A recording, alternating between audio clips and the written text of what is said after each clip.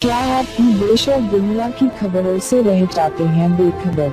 तो सब्सक्राइब कर लीजिए हमारे HT न्यूज चैनल को और बेल आइकॉन को दबाना मत भूलिएगा।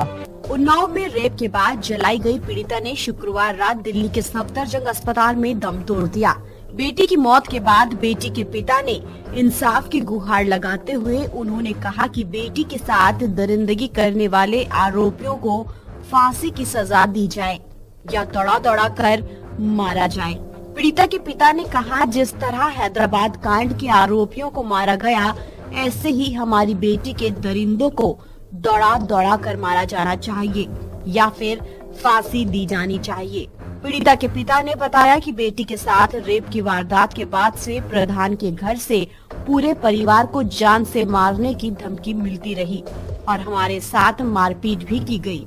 उन्होंने योगी सरकार से इंसाफ की गुहार लगाते हुए कहा कि हमें पैसे या किसी चीज का लालच नहीं है, यही चाहते हैं कि आरोपियों को सजा हो और हमें इंसाफ मिले, जिससे बेटी की आत्मा को शांति मिल सके। जैसे हैदराबाद में कांड हुआ है और इन लोगों को दौड़ा करके गोली मारी गई है, या तो इन लोगों को फांसी दी जाए या तो इन लोगों को दौड़ा करके गोली मारी जाए।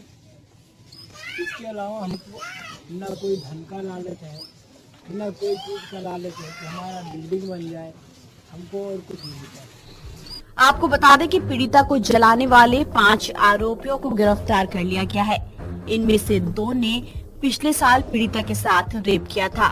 उस वक्त उनमें से एक को गिरफ्तार किया गया था, जो हाल ही में जमानत पर बाहर आया था।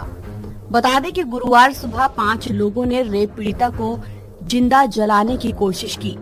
चश्मदीदों के मुताबिक जलने के बावजूद पीड़िता ने हिम्मत दिखाई और करीब 1 किलोमीटर दूर तक चलकर गई। उसने खुद पुलिस से मदद की गुहार लगाई। ये वारदात उन्नाव के पास स्थित सिंधुपुर गांव की है।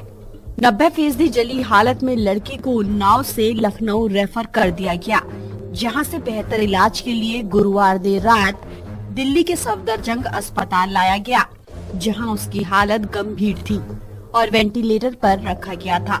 डॉक्टरों ने पहले ही कह दिया था कि ऐसी स्थिति में बचने की उम्मीद कम है। शुक्रवार रात 11:40 पर उसने दम तोड़ दिया।